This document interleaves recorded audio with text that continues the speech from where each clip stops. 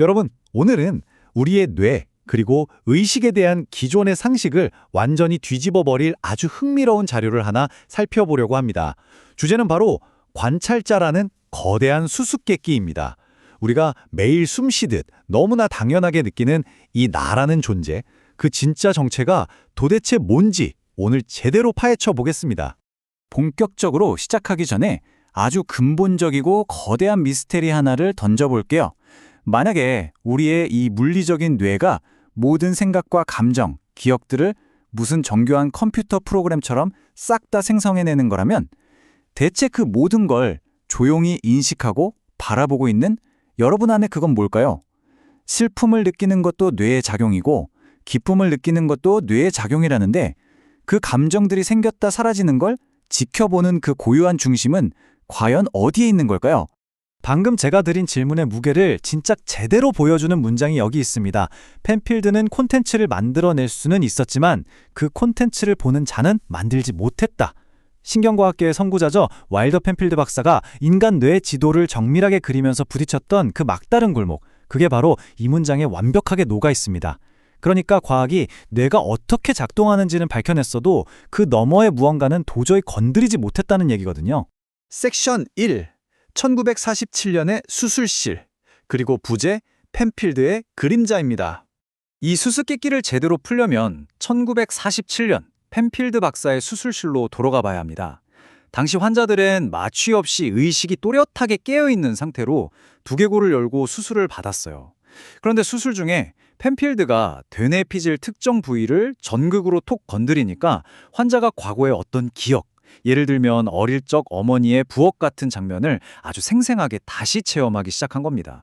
냄새, 소리까지 완벽하게요. 근데 진짜 소름 돋는 건 뭔지 아세요? 그 환자가 자기가 지금 1947년에 차가운 수술대에 누워있다는 사실도 완벽하게 인지하고 있었다는 거예요. 완전히 다른 두 개의 현실을 동시에 경험한 셈이죠. 여기서 우리가 주목해야 할 게 바로 이 두 가지 사건이 동시에 일어났다는 겁니다.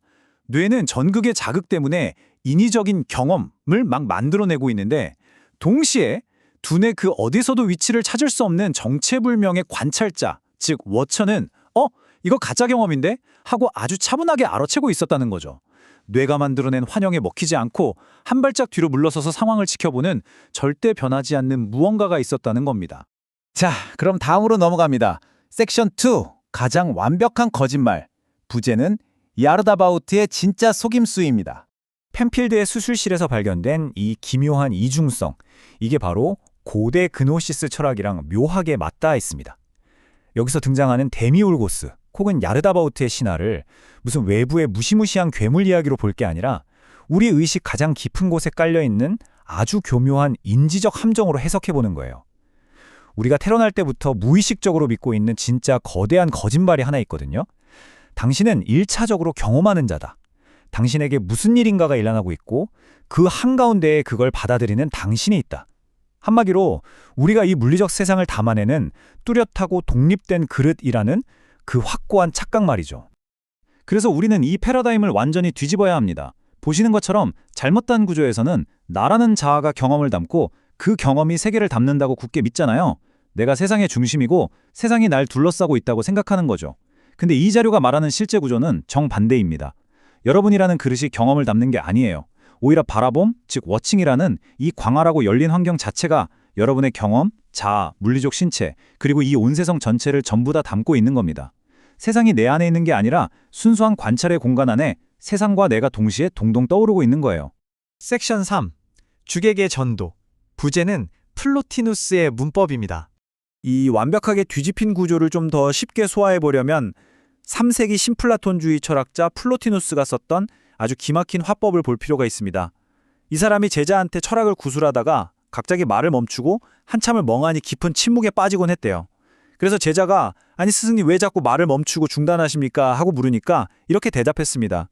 나는 멈춘 게 아니라 계속하고 있었네. 오히려 말하고 구술하는 그 순간이야말로 진정한 일시정지, 중단이었지. 어떠세요? 느낌이 좀 오시나요?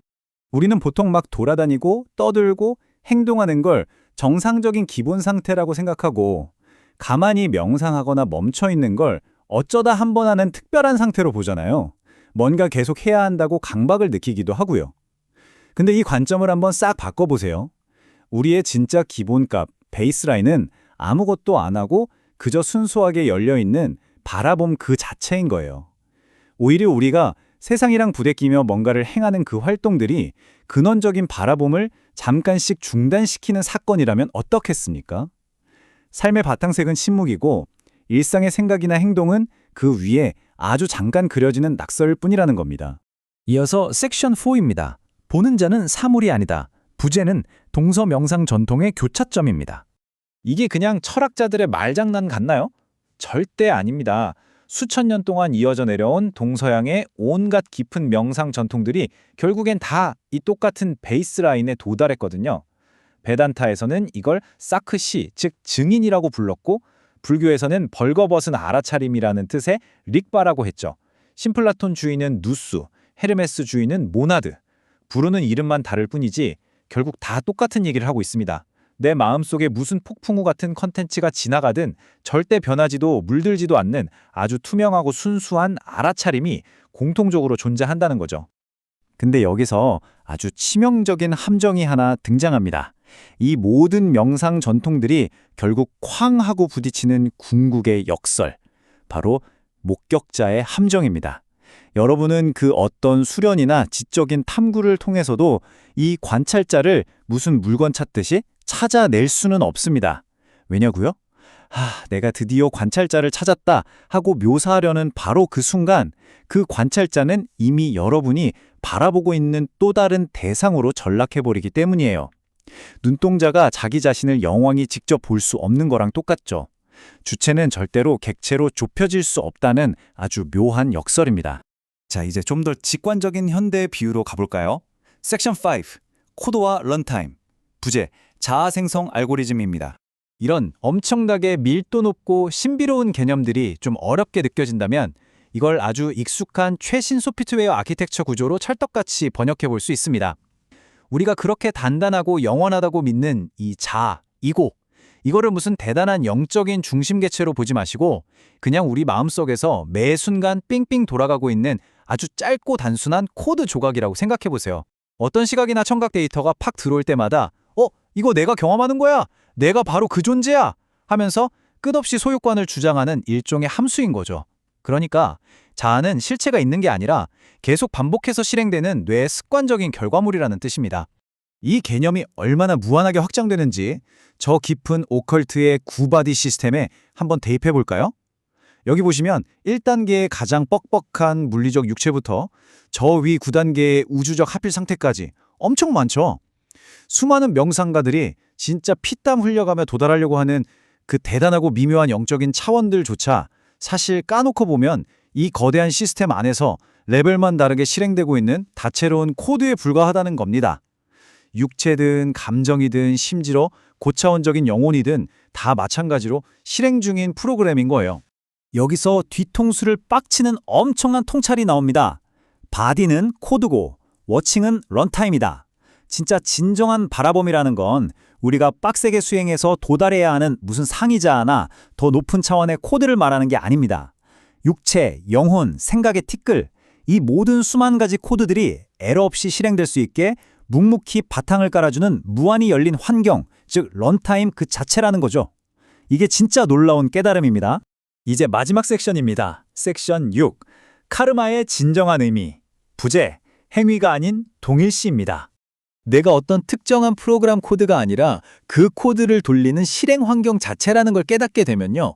우리가 흔히 알던 카르마, 즉 업보라는 개념이 완전히 새롭게 재정이 됩니다. 카르마는 우리가 나쁜 짓을 해서 우주로부터 벌점받는 그런 1차원적인 처벌 시스템이 아니에요.